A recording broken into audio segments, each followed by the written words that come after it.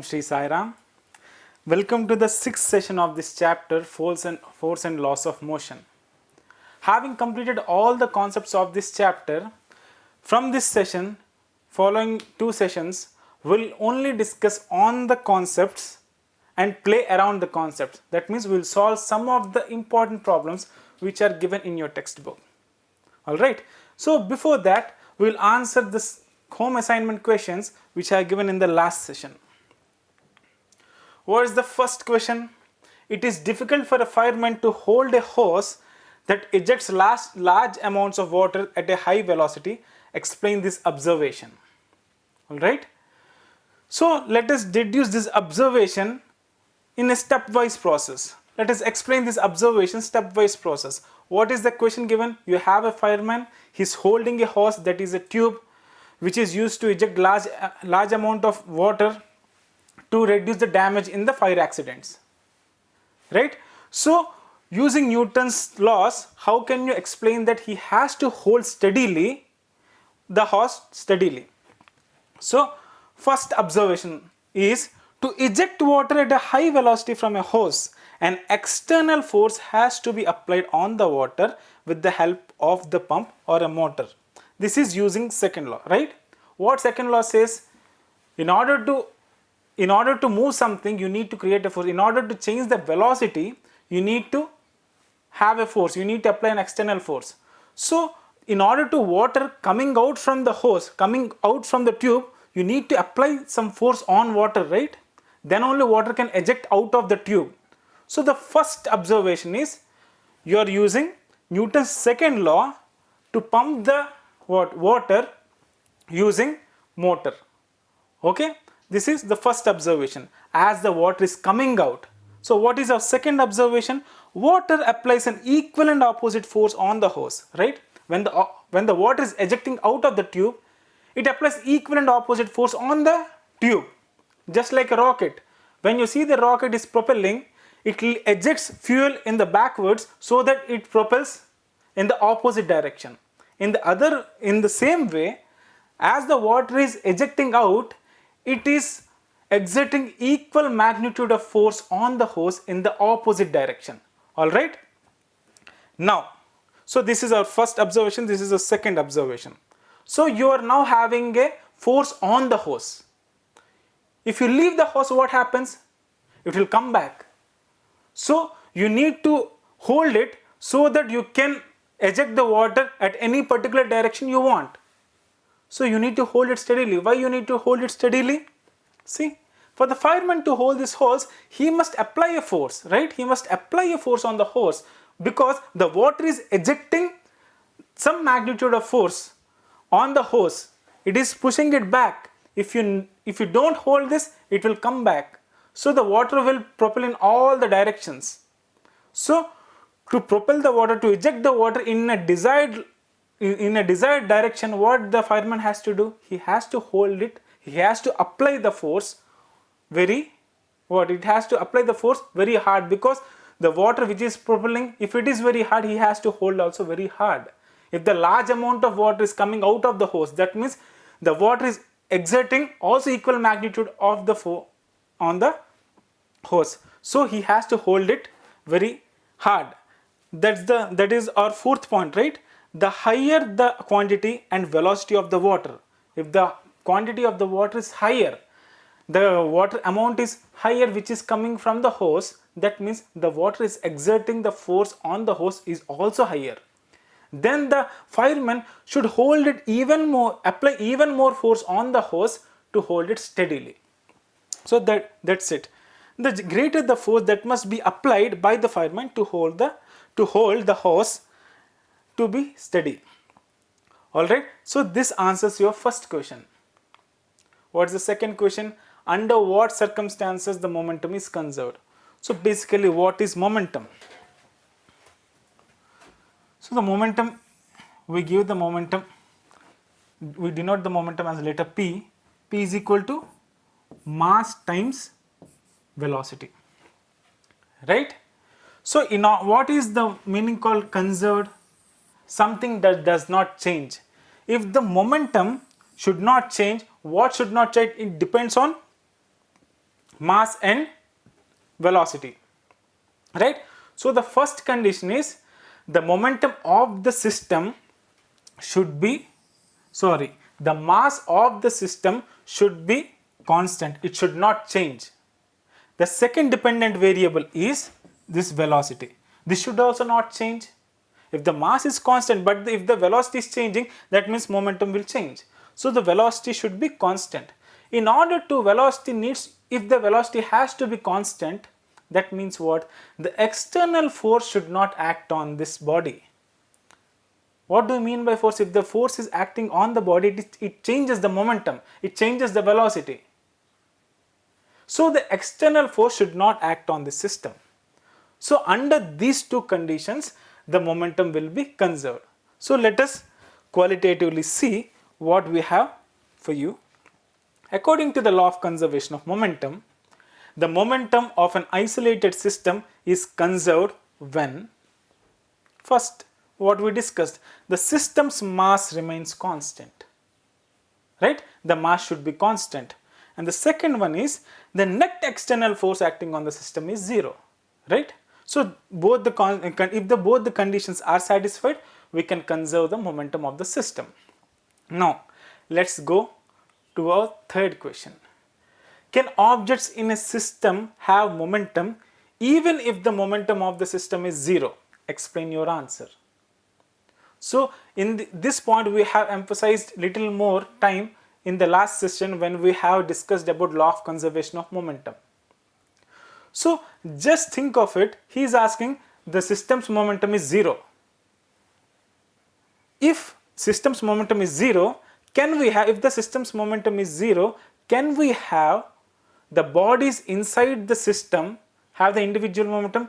Can the individual momentum be observed by the bodies in the system? So let us find a counter example for this, right? You have a system, you have a body A, you have a body B, which is moving in the opposite directions. They are having the same mass, okay, same mass, and they are moving opposite to each other. For suppose it is moving with minus v velocity, it is moving with plus v velocity. What is the momentum of A here? Minus mv. What is the momentum of B here? mv. So what is the momentum of whole system? The sum of the algebraic momentum of each body, right? So minus mv plus mv is equal to what? 0. So total momentum is 0 here, but individual bodies having, each body is having minus v. A is having minus v momentum, B is having mv momentum, right? A is having minus mv momentum, B is having mv momentum, mv. So individual momentum are there, but the whole system's momentum here is 0. So you can have a system which is having total momentum 0 in spite of individual momentums of the bodies inside the system. They may have the momentum individually, but the total momentum sums out to be 0, right? So here is our answer. Yes, objects in a system can have momentum even if the momentum of the system is 0. This is our statement. So what is the explanation for that? The first explanation is momentum is a vector quantity. You saw in the example which I have written, A is having minus mv momentum, B is having mv momentum, right? Where the minus mv came from? Because both are traveling in opposite directions. So as the momentum is vector quantity, we have to be precise about the direction of the force. We need to be precise about the sign conventions, where you need to put plus, where you need to put minus. If they are going in the opposite directions, one will be plus, if one you take as positive, the other will automatically it becomes negative because the direction of their motion are different. So they cancel out in the previous case. So momentum is a vector quantity, and then So the second thing which you have explained in the example, the same thing. A system may have pairs of bodies. Pairs of bodies means one body has a exactly opposite pair, so that it is having equal mass and also traveling opposite to each other. A system may have pairs of bodies moving in opposite directions with same mass and velocity. Each body possesses momentum. They too have a momentum, but overall momentum of such system is 0. That's what we discussed. So here answers our home assignment. So this is the problem we are starting in your textbook, from your textbook, right? So I hope all are ready with your pen and book. So let us solve along. Let us see this question, understand the question, what is given in the question, and slowly we will solve along. All right. Now first, this is the fifth question in your exercise. A truck starts from rest and rolls down a hill. Right? It is starting from rest. It rolls down a hill with a constant acceleration. Alright, the acceleration is not changing, it is having a constant acceleration. It travels a distance of 400 meters in how much time? In 20 seconds. So you are having a hill, a truck is coming, so it is having a constant acceleration and it is starting from rest. This is also a clue. So now he is asking, and it traveled a distance of 400 meters and it took time 20 seconds to cover the distance of 400 meters. So find the acceleration. So let us pictorially see it.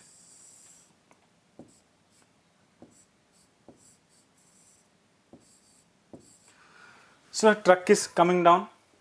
So it is covering 400 meters in how much time? Time is equal to 20 seconds. Right? Now he is asking, find its acceleration. You know here s is equal to 400 meters. Time is given how much? 20 seconds. What is the initial velocity? It is starting from the rest. That means it is having 0 meters per second. So now we need to calculate the acceleration. Until now, the problem you can able to easily solve if you have studied well your eighth chapter, that is motion, right? So use the second equation of motion, which is s is equal to ut plus half at square.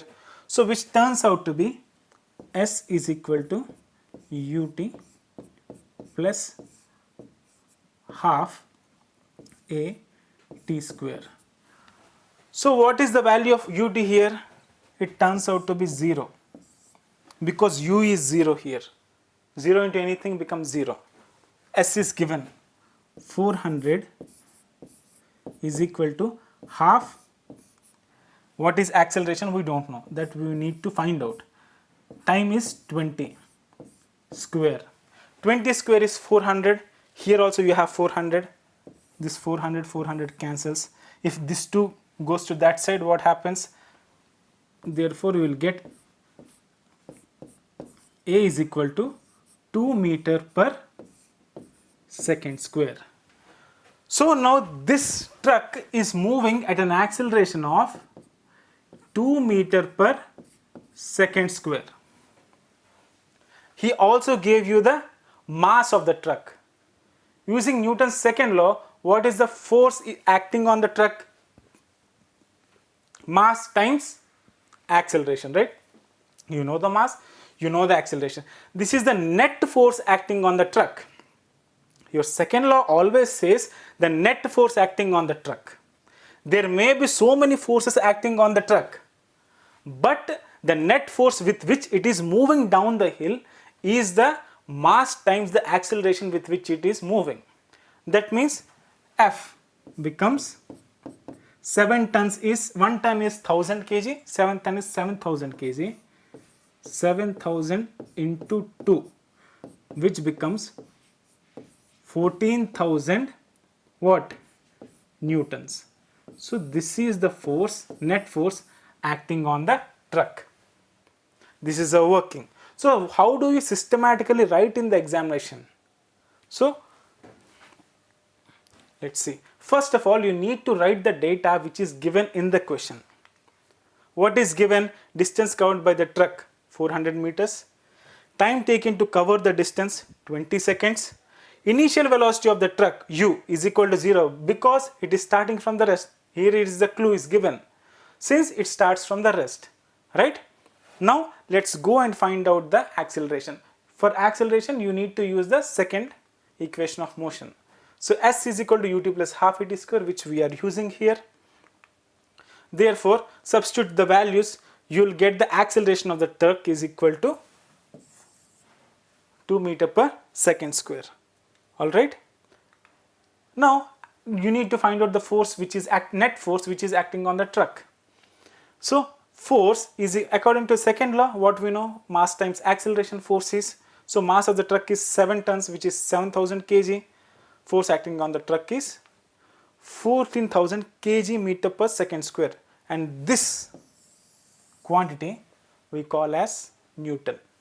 So 14,000 Newton. Therefore a force of 14,000 Newton is acting on the truck. Alright. So this is how you need to solve the problem stepwise. So what we have solved, that is our imagination, just we need to conclude what is happening in the problem. When you write an exam, you need to solve stepwise. What is given, then you need to find out the acceleration. Using what equation you need to find out the acceleration, that equation you need to write. Then you need to understand that exam who is evaluated does not know anything, you are educating him. Alright. So in the systematic way you need to approach the problem. If you approach the problem in systematic way, automatically you will come to the answer. Alright. Now this is the 7th question in your textbook. An 8000 kg engine pulls a train of 5 wagons, each of 2000 kg along a horizontal track. So 8000 kg engine, it is pulling a train of 5 wagons. Alright. So each of this wagon has the mass of 2000 kg along the horizontal track. Alright. So why he gave along the horizontal track? If it is curving, you can't use any equation of Newton's law, right? Because if it is curving, it is under some acceleration. Alright. So if the engine exerts a force of 40,000 Newton, if the engine which is pulling the train of 5 wagons, if it is exerting a force of 40,000 Newton on those 5 wagons, and the track which the train is traveling is offering a frictional force of 5,000 Newton, then calculate the net acceleration force, the first part of the question. And the second part of the question is acceleration of the train. We also have the third part, we'll discuss later. So the first thing, let's imagine you have an engine here. Okay, engine, it is pulling 5 compartments, 5 wagons here.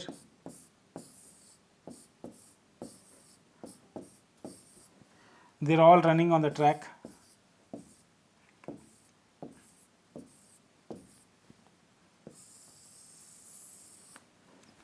Alright, each is having a mass of 2000 kg. Now it is pulling, the engine is pulling these objects at what rate? Not rate, with what force? 40,000 Newton. Now this track is offering an opposition force of how much? 5,000 Newton. Which is larger? The pulling force is larger. Where you intuitively say the train is moving in the left side, right?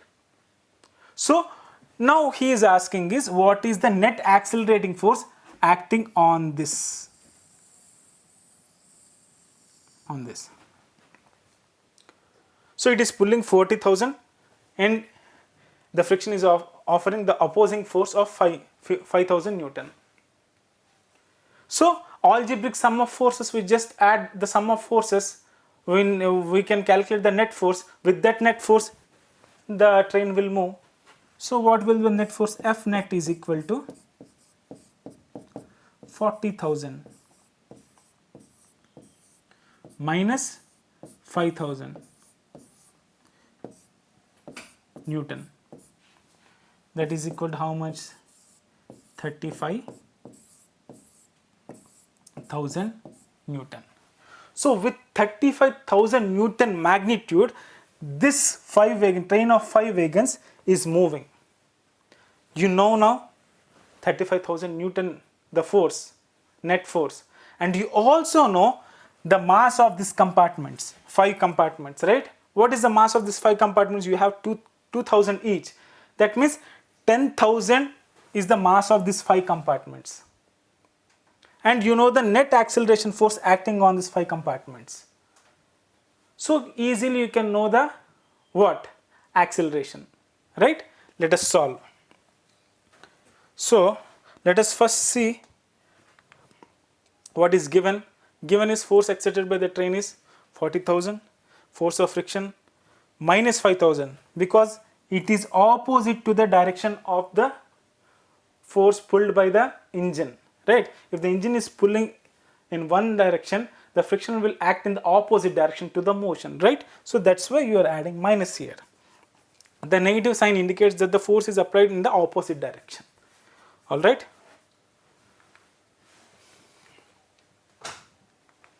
The net accelerating force F net is equal to sum of all forces. Precisely it should be algebraic sum of all forces. Okay. So 40,000 Newton plus of minus 5,000 Newtons. So this sums up to 35,000 Newton with which the train is moving. Now this is the force acting on the 5 compartments.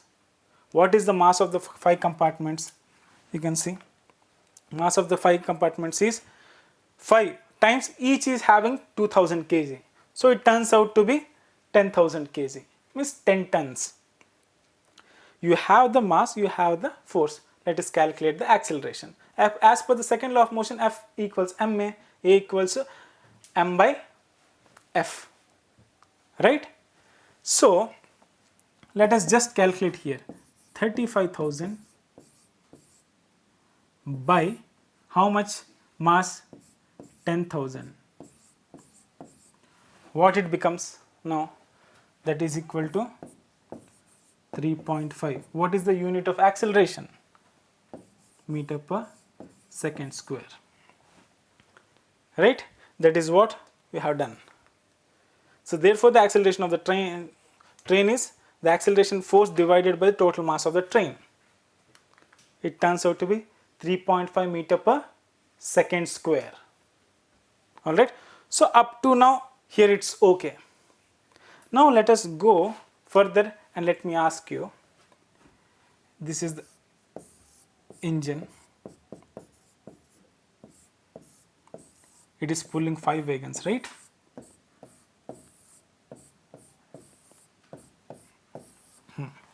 These are the 5 wagons. Wagon 1, 2, 3, 4, 5.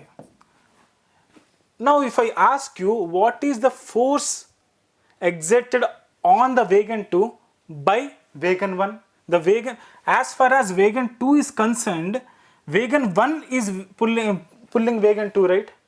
It is no way connected to engine. As far as wagon 2 is concerned, it is only seeing the wagon 1. Wagon 1 is engine for wagon 2.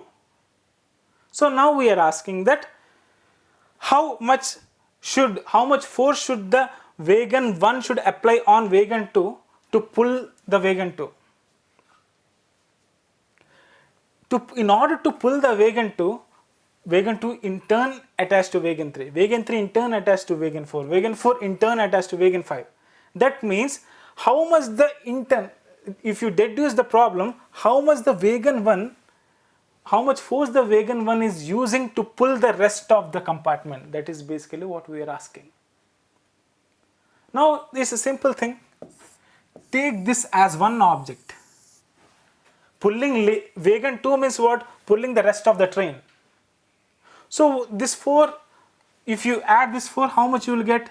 Mass is equal to 8000 kg, right?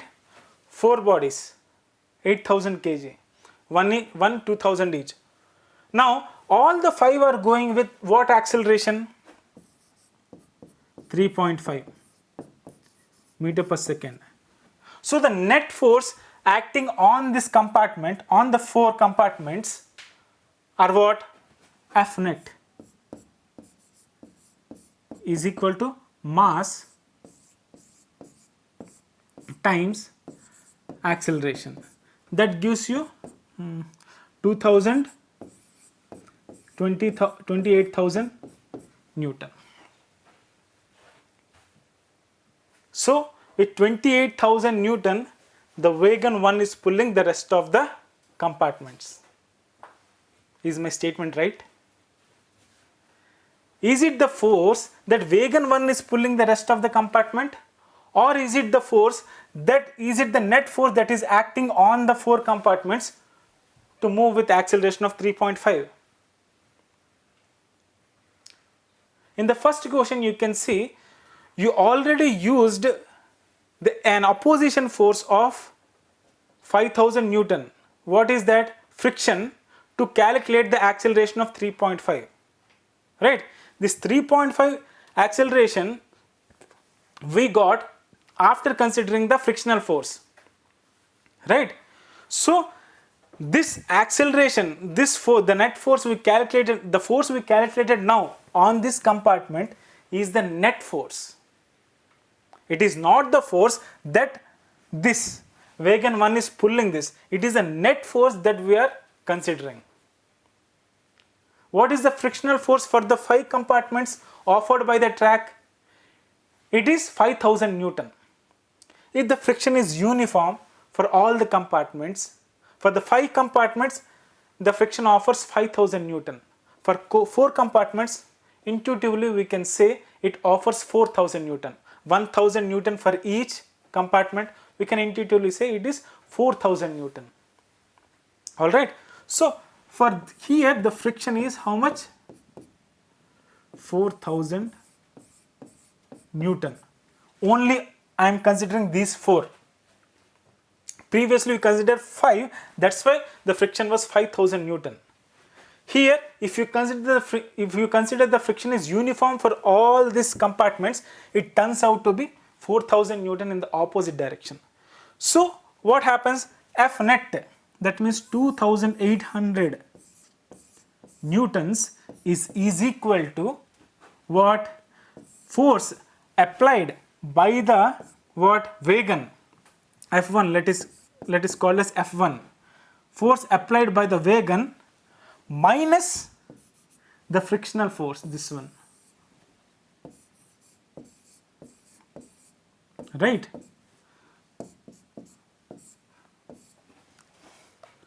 Right?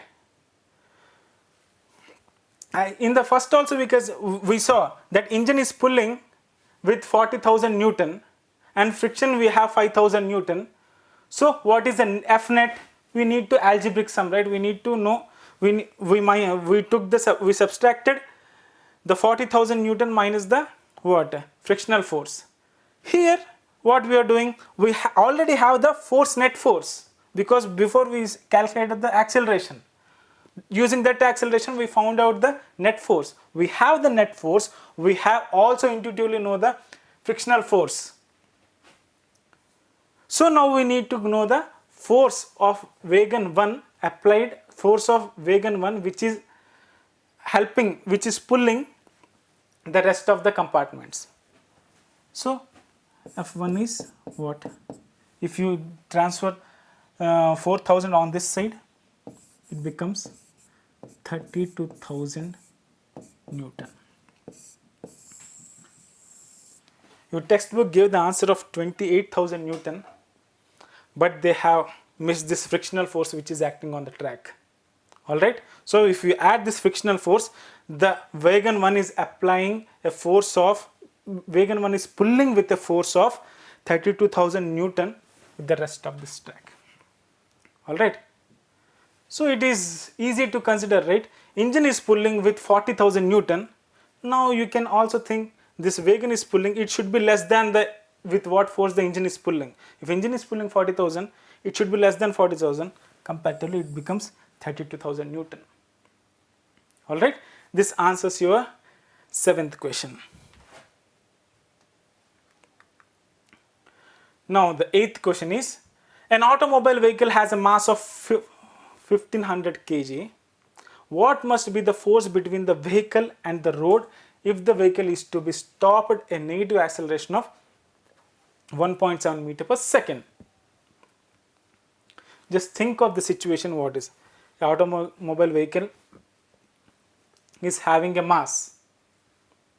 How much mass it is having? 50,000 kg it is having, 1500 kg it is having. What must be the force between the vehicle and the road if it has to be stopped with a negative acceleration of 1.7 meter per second? What this question is trying to hit is, you need to know, he already gave you the rate of change of velocity. From some velocity it is coming to 0. Alright. So the acceleration here is negative. The negative acceleration we also called as what? Deceleration. So when we calculate the force that you need to apply on the body, if it has to come at the rate of minus 1.7 meter per second square, what will be it? So what? F equals the same thing, MA. M is 1500, A is 1.7, right? No, it is minus 1.7. So then you can multiply it and you will get the answers in newtons. But the central theme of this question is, you need to understand to put a minus sign here, because you are decelerating the object. You are decelerating the body means you are applying the force opposite to the motion of the body. Then only it can stop, right? Otherwise it can't stop. If you apply a force on the body in the opposite to the direction of its motion, then you can able to stop it. There you can indicate this minus sign. That's why. Alright, let us see how we worked out. So given the mass of the vehicle is 1500 kg, acceleration is minus 1.7 meter per second square. As per the second law of motion, F equals ma, 1500 into, this is the main important thing, minus 1.7 meter per second square. That is equal to minus 2550 newtons. So the important thing is this minus. Why minus? It is acting opposite to the direction of motion. Therefore, a force of 2550 newtons, the magnitude, this is magnitude, minus gives you the direction, 2550 the value gives you the magnitude. This magnitude must act on the vehicle. It should on the vehicle in the direction opposite to the direction of its motion. So this much magnitude you need to apply opposite to the direction of motion to make it stop with the acceleration of 1.7 meter per second square. Alright, then here comes the last question of our session. Using a horizontal force of 200 Newton, we intend to move a wooden cabinet across a floor at a constant velocity. What is the frictional force that will be exerted on the cabinet? Visualize again. You have a cabinet. You intend to move with a force of 200 newtons and you want the object to move with a constant velocity. Alright, if an object is under the influence, if an object is moving with constant velocity, do you think that it is under the influence of force? It may be under the influence of force where the force should be balanced, right? No force or balanced force, you can intuitively say both are equal. If you have a balanced force, if you have no force, both turns out to be the same. Okay, so now our question is, how much frictional force should act on this object to make it move with a constant velocity? So to make it move with a constant velocity, it should be under the influence of balanced forces. So there should be opposing force which nullifies this exerted force, right? So the frictional force should act in such a way, with such a magnitude, that it nullifies this force. So how much newtons the frictional force should offer on this body? It should offer minus 200 Newton, right? Minus 200 Newton, if we intend to move in this direction, friction will be the opposing force, will move in the opposite direction. It should be minus 200. This is small f is the frictional force, capital F is the force we applied. So the frictional force will be minus 200 Newton. So when you add up, it becomes 0. That means forces are balanced. The object can easily go with the uniform velocity. There is no force acting on it. All the forces are balanced. So nothing to worry about. Alright. So this is what we have answer for you. Since the velocity of the cabinet is constant, its acceleration must be 0. There should be no acceleration when your velocity is 0, right? V minus u by t, v equals u becomes what? V minus u becomes 0. So there is no acceleration. The effective force acting on it should be 0. As the acceleration was 0, so what? F equals ma. So there is no force acting on it. If you see the equation, it does the same. If you intuitively think, if it is not speeding up or slowing down, you can say that there is no force acting on this body, right? But we are pushing with 200 Newton and we are asking that how much force should act opposite to my direction so that it should move with the constant velocity. So hence the magnitude of frictional force should be equal to the force exerted on the cabinet, which is 200 Newton, but in opposite direction. Alright. So the total frictional force is, again this is important, minus 200 Newton. You can't write the total frictional force is 200 Newton. You need to give the direction, because here he already gave you 200 Newton. If you write again 200 Newton, it becomes 400 Newton. To be precise, you need to give minus 200 Newton. Alright. So this sums up the problems in today's session. I hope you enjoy this session. In the next session, we discuss even more interesting problem. Alright. So I'll take a leave, and you also practice questions with full enthusiasm and come back with interesting doubts and ask your teachers. Alright. Thank you. Sai Ram.